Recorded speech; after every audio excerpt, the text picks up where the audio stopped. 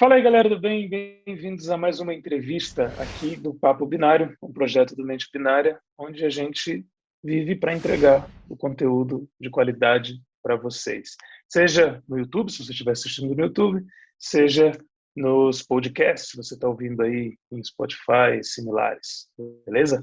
Bom, e hoje eu estou aqui com a Marília Rodrigues, que vai falar um Olá, pouquinho para a gente da história dela, do que ela faz. A gente tem um monte de pergunta legal para ela aí. Marília, muito obrigado pela presença. Valeu mesmo. eu, Mercedes. Prazer é todo meu. Muito legal. Bom, eu vou deixar a Marília falar, né, com o que ela trabalha hoje, para vocês verem o quão legal é, e explicar também para a gente como foi essa chegada, né? Como isso começou, né? Como você chegou no que você trabalha hoje. Então vamos lá, Marília, o que você faz hoje de profissão? Vamos lá. Atualmente eu trabalho no Red Team, no time de Offensive Security dentro do Nubank. Tenho um background de pentest, de parte ofensiva, exceto o Red Team, atuando com isso em consultoria antes de chegar no Nubank por 3 anos.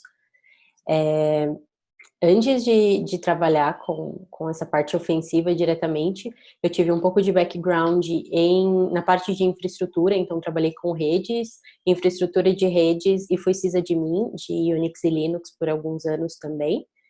Então, Oh, eu não imaginava na época, né? Mas era tudo que eu fazia estava me dando base para que um dia eu pudesse olhar para a parte ofensiva e entender o que está acontecendo, entender como funciona e entender a parte de trás para poder pensar como um atacante se aproveitaria de todas essas coisas. Então, maravilhoso. mas antes disso, antes de chegar exatamente a essa parte já focada, decidida no que eu queria fazer, é até engraçado comentar, quando eu era mais jovem eu não imaginava que era isso que eu ia fazer. Então, até a minha adolescência, ali meus 16, 17 anos, eu jurava que eu ia estudar psicologia e trabalhar com psicologia focada para assistência social. Nossa, jurava que era isso, né? A gente nessa fase acha que já tem tudo desenhado do que vai fazer dali para frente. Eu cheguei a fazer ensino médio técnico em administração no ensino médio, porque eu achei que seria algo legal para me dar uma base de mercado de trabalho, de ambiente empresarial, enfim. E nessa época do ensino médio eu precisei fazer como se fosse uma espécie de estágio, né? Não chega a ser um estágio obrigatório como na faculdade, mas era algo necessário para eu fazer para concluir o curso também. E na época, como eu tinha 16 anos, eu fiz um programa de menor aprendiz, em que eles te contratam como auxiliar administrativo geral e você vai para determinada área dentro da empresa. Eu fui muito agraciada dessa minha primeira oportunidade de emprego, a primeira vez que eu trabalhei com qualquer coisa, em qualquer lugar, foi na HP, que já foi HPE, hoje é DXC, já foi EDS também, mas isso não é da minha época. Então, entrei com 16 anos na HP como auxiliar administrativo, mas eu era auxiliar administrativo dentro da área de segurança de redes. E para mim era um negócio que era completamente fora da minha vivência. Eu não tinha nenhuma experiência, eu não tinha nenhuma noção. E apesar de eu precisar fazer trabalhos administrativos, eu precisava da noção básica de redes, de segurança de redes, de TI em geral, mesmo para fazer a parte processual, mesmo para fazer a parte administrativa. Uhum. Como eu já disse, nessa época, o meu foco era fazer uma faculdade de psicologia. Então, aquilo ali, de primeiro momento, chegou a ser até meio que um choque, tipo, caraca, o que está acontecendo aqui? Mas eu parto muito da premissa de que conhecimento não ocupa espaço e nunca é demais. Meu contrato ali era de 18 meses, eu trabalharia ali por 18 meses e para mim não faria sentido passar 18 meses em algo sem colocar energia nisso, sem me relacionar de alguma forma com isso, sabe? E eu Sim. decidi que eu queria aprender. E aí colei em algumas pessoas ali experientes da área que trabalhavam comigo. Meu, me explica isso aqui? Nossa, como isso funciona? Nossa, isso daqui. Ah, você me indica algum livro? Você me indica algum curso? E eu comecei na ideia de só ter o básico para não, enfim, para não ficar deslocada. E quando eu comecei a mergulhar nesse universo, e na época era majoritariamente redes e segurança de redes, quando eu comecei a mergulhar nesse universo, eu falei, putz, e se eu estiver achando isso daqui tão legal quando eu acho que eu tô achando? Tipo, pô, eu tô achando isso aqui mais legal que psicologia, hein? Peraí, o que tá acontecendo? Enfim, fui curtindo, fiquei esses 18 meses como menor aprendiz. Na época, como as coisas eram um tanto quanto raro eles contratarem um menor aprendiz para um analista júnior, por exemplo. Então, eu não tive essa transição de carreira. Quando encerrou meu contrato de jovem aprendiz, eu cheguei a sair da HP. E um mês depois a HP me ligou de volta. Pô, a gente tá com um programa de estágio aqui que a gente acha que é super seu perfil. E a ideia é que você faça um job rotation por todas as áreas de outsourcing de TI da HP em 9 meses. E no final você possa decidir uma área que você quer atuar. Então, era uma baita de uma oportunidade em que eu estava pegando uma empresa grande, uma empresa bem estruturada. Eu teria a oportunidade de passar área por área, entender o processo, entender o que a área faz, o que ela entrega, enfim, e no fim decidir o que eu achava que eu me identificava. Nossa, um grande lab, né? É um grande lab. Eu tive a oportunidade de ver um pouquinho de várias coisas, não me aprofundei, é claro, mas me abriu a mente sobre muita coisa. E eu lembro que antes do job rotation, eu tinha muito medo da parte técnica. Eu jurava que eu ia parar na parte governança processual e tipo, não, beleza, isso daqui é meu mundo. E conforme eu fui fazendo o job rotation, quando eu chegava nas áreas técnicas, eu percebia que eu ficava muito mais presa. Quando a galera tava passando o que eles faziam e como eles faziam e o que eles entregavam, eu tipo, caraca, isso é bem legal, tipo, pô, e se, sabe? Enfim, no Que fim do legal. job rotation, eu acabei dando, vou chamar de sorte, porque você tinha como escolher as 3 principais áreas que você gostou e as áreas também tinham uma quantidade limitada de vagas para escolher quais estagiários iam para lá. E a gente brinca que rolou um match. A minha principal área, minha principal opção também foi a área que me escolheu, que foi a área Legal. de Unix. E foi aí onde eu atuei quase 2 anos como sysadmin de servidores Unix e Linux para alguns clientes que me deram bastante experiência de diferentes setores, enfim, isso me deu bastante contexto. E quando eu saí de lá, eu fui trabalhar em uma consultoria, trabalhei na UI por mais 3 anos, na parte de pentest, segurança ofensiva, enfim. Fiz alguns projetos relacionados a desenvolvimento seguro também, mas o que eu mais atuei dentro da UI foram projetos de testes de intrusão para diversos clientes, em diversos contextos. Tinha pentest black box, gray box, white box, enfim. E trabalhar Uau. em uma consultoria te dá uma bagagem muito rica, né? Você Sim, nunca, o ambiente que você está trabalhando hoje nunca é o mesmo que você vai estar trabalhando daqui a um mês. exatamente. Muitos Então, casos completamente diferentes, né? Sim. exatamente. Justamente pela riqueza de casos que você tem, a experiência que você ganha em 3 anos de consultoria é um negócio que te abre a mente, assim. Sim. Então, foi uma experiência bastante relevante para que eu estivesse onde eu estou hoje. E aí, um ano atrás, eu entrei no Red Team do Nubank, uma oportunidade super legal também.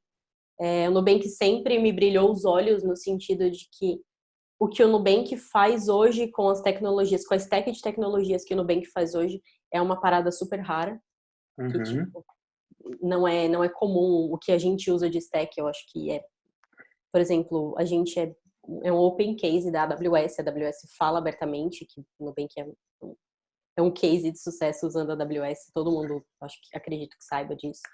E a questão da gente usar Clojure, que é uma linguagem que não é tão difundida, tão conhecida, enfim. Sim.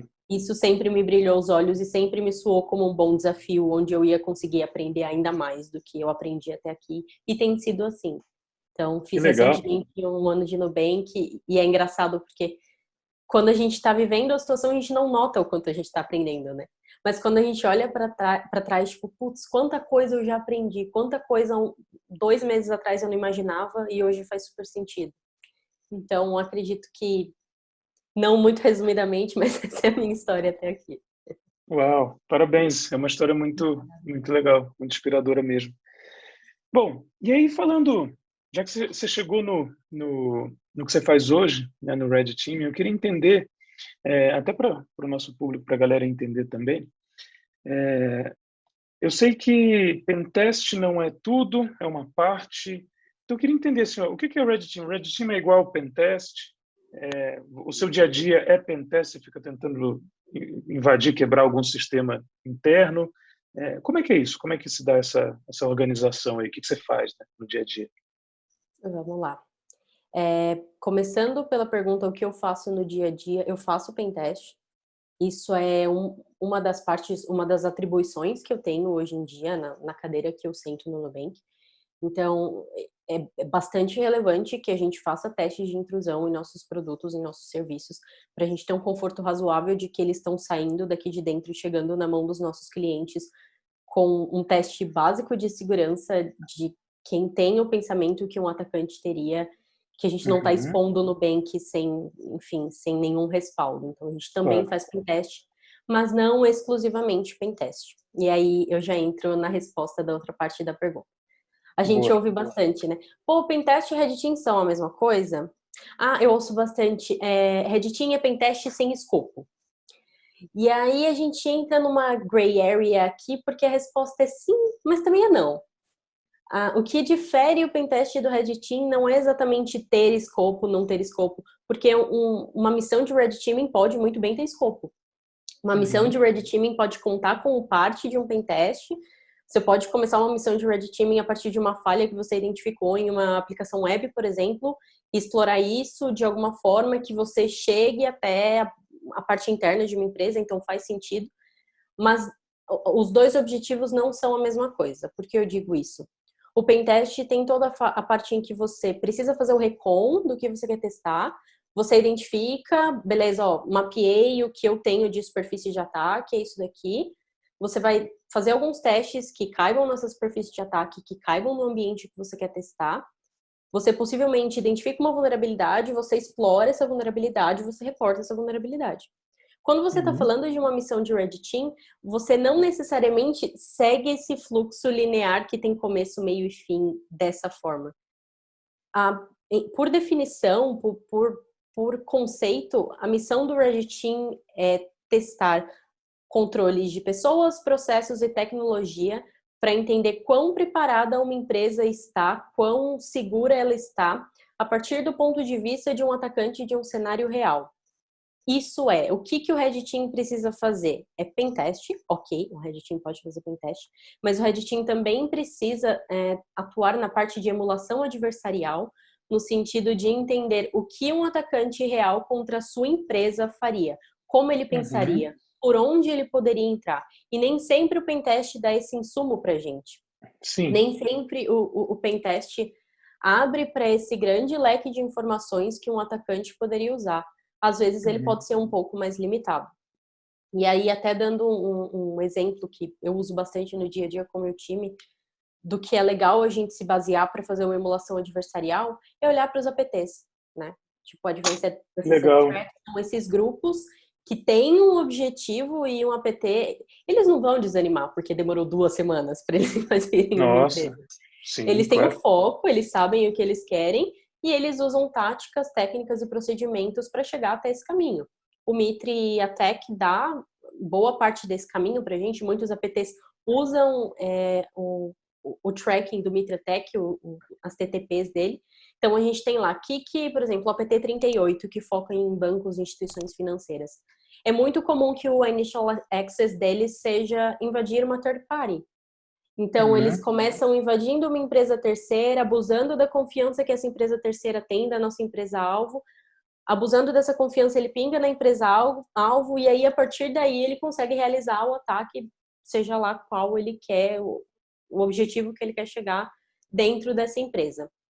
Então, uhum. a missão do Red Team não pode ser só pentest, não pode ser só tarefas ofensivas em geral, e deve compreender também a ideia de que valor eu estou provando com o que eu estou fazendo? Que legal Com a isso, minha Marília. missão de Red Team, tipo, outra coisa que eu sempre falo é que o nosso trabalho não é dar tiro de bazuca em colete à prova de balas. Porque não adianta nada eu sair estourando tudo, invadindo tudo, explorando tudo, se eu não consigo provar nenhum valor nisso que eu tô fazendo. Uhum. Nossa, eu fiquei Tipo, pensando exatamente numa coisa assim, ó. Imagina que tá lá, tem um serviço rodando interno ali, um serviço, um daemon qualquer, né? E aí você fica, sei lá, uma semana, 2 semanas, 3 semanas, porque acha que tem uma vulnerabilidade ali e beleza, tentando explorar, tentando quebrar, mas com foco naquilo. Só que talvez aquilo é tão interno, né, que dentro de um contexto maior assim de por onde um atacante entraria, nem faça tanto sentido tanto Exato, investimento de energia ali, né? Acho que é isso que você está falando, né? exato, Tem um third party ali que tem uma coisa muito mais aberta com acesso que bypassa, que não precisa explorar aquele serviço se alguém explorar exatamente, essa parte aí, essa terceira, né? Que legal. exatamente. Então, essa ideia de não se limitar exatamente a sempre seguir o mesmo fluxo, mas também não é justo dizer que é um negócio 100% sem escopo, porque, mais uma vez, a gente Sim. não prova valor nenhum dando tiro de bazuca em colete à prova de balas. É claro que você vai matar uma pessoa com tiro de bazuca, mesmo se não tiver com colete à prova de balas. Então, no fim do dia, o que que a gente está provando? Então, a ideia é que o Red Team consiga atuar de forma que, com as nossas ações, com as nossas missões, a gente identifique pontos de controle que precisam ser melhorados ou implementados nos demais times de segurança. Então, o Red Team atua para gerar insumo para o Blue Team, para dizer o que o Blue Team precisa melhorar na defesa. Olha, essa parte aqui do nosso ataque vocês não pegaram. Vamos implementar um controle para pegar isso daqui? Pô, isso daqui vocês Uhum. pegaram, bacana, tá funcionando legal.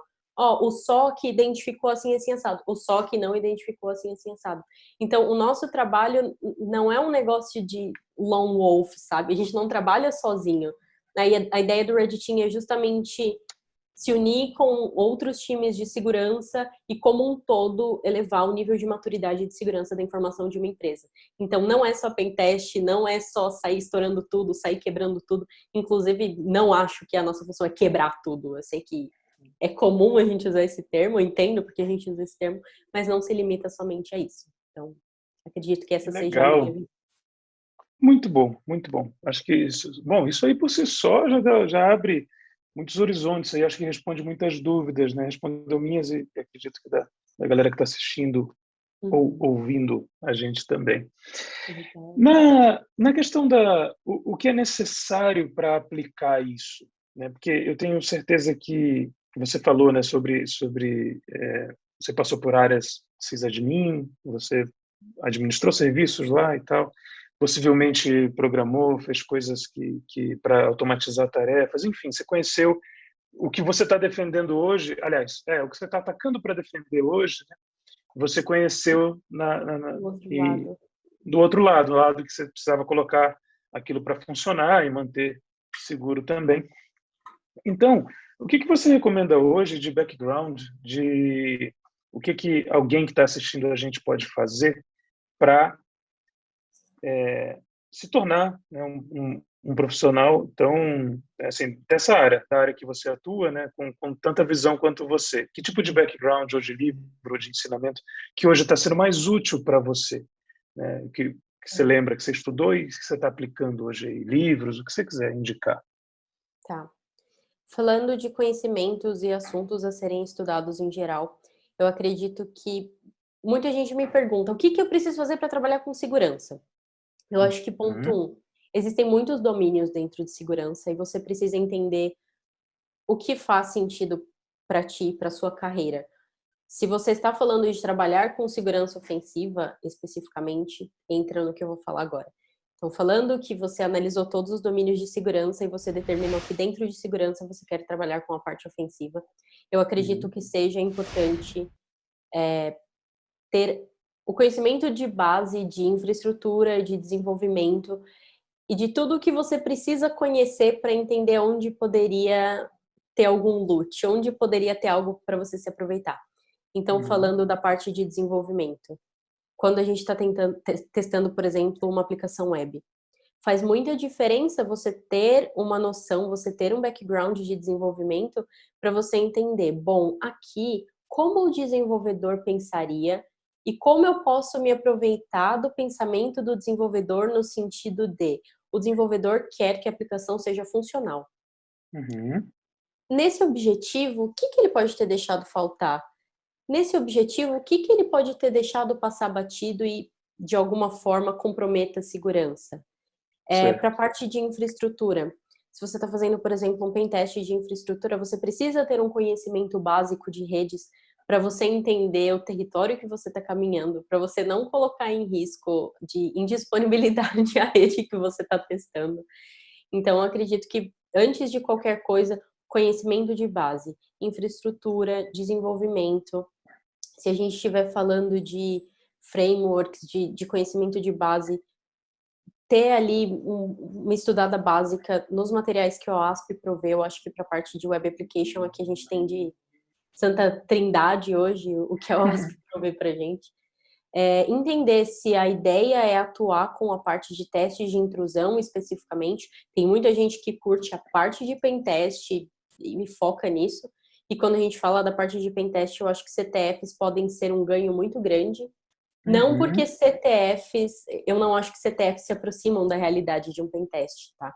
Tem coisas que são diferentes. Mas eu acho que a mentalidade de você entender que você está perseguindo algo e você quer chegar até lá é algo que pode ajudar para quem está começando na área. Se você quiser atuar com Red Team, não só pentest, mas também Red Team, eu acredito que faça sentido buscar conhecimentos acerca da definição de Red Team e como um Red Team agrega para uma empresa. E nunca se limitar no pensamento de, tipo, eu só estou fazendo meu trabalho. Tipo, o seu trabalho vai ser muito mais da hora se você conseguir entender como um todo, sabe? Se você não entender só a sua caixinha, se você consegue entender a sua caixinha e a caixinha do cara do outro time de segurança e a caixinha do desenvolvedor, enfim, se você consegue permear todas essas áreas, você conversa melhor com todo mundo, você é um profissional mais completo e, consequentemente, você vai ser um profissional que vai conseguir agregar mais para qualquer empresa. E não só a empresa vai estar feliz com você, mas você vai estar feliz contigo, sabe? Eu acho que entra num território de encontrar propósito no que você está fazendo. E algo que, assim, a cereja do bolo para qualquer área de segurança da informação é a curiosidade e o brilho nos olhos.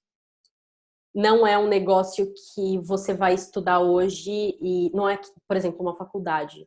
Que você faz uma faculdade, você termina o curso e tranquilo, é isso, cumpriu o seu objetivo. De forma alguma. Você estuda constantemente. Tem coisas novas acontecendo o tempo todo, tem vulnerabilidades aparecendo, vulnerabilidades diferentes aparecendo o tempo todo, que a gente precisa ter compreensão delas, a gente precisa entender como elas funcionam. E isso demanda uma energia e uma curiosidade, um brilho nos olhos a vida toda, a carreira toda. Isso vai precisar acontecer. Então, essa curiosidade, esse brilho nos olhos, essa paixão é muito importante para trabalhar em qualquer área de segurança, na minha opinião. Que legal. Ainda nessa linha, assim, eu tenho uma última pergunta antes de te pedir umas dicas até para a galera. Mas a última pergunta seria o seguinte: você passou por uma área de sysadmin antes que, pelo meu entendimento, foi essencial para o que você está fazendo hoje. Então, você recomendaria que as pessoas que se inspirassem na sua carreira passassem por uma área assim? Ou você acha que bastaria ler um livro e entender o que é, sei lá, um livro sobre Unix, por exemplo, e já tentar ir para a área de segurança? O que você acha? Eu não acho necessariamente que não ter a experiência prática bloqueie alguém, de forma alguma. Eu não tô aqui para descer o decreto e falar, pô, se você quiser trabalhar com isso daqui, você tem que fazer o que eu fiz. Não acredito que seja uma receita de bolo pré-definida. Eu acho que as pessoas têm diferentes liberdades para seguir o caminho delas, e o que funciona para mim pode não funcionar para você e vice-versa. Mas eu acho importante que, se a pessoa não for trabalhar necessariamente na área, ela encontre uma maneira de adquirir essa experiência de alguma outra forma praticando. Seja com exercícios, seja com uso prático no dia a dia. Lab, curso online, sei lá, né? Exatamente. Mas que meta a mão, né? Assim, Exatamente. sobe uma VM e vai entender lá. Entendi. Por que eu digo isso? A ideia do conhecimento de forma acadêmica é muito diferente da ideia do conhecimento de forma prática.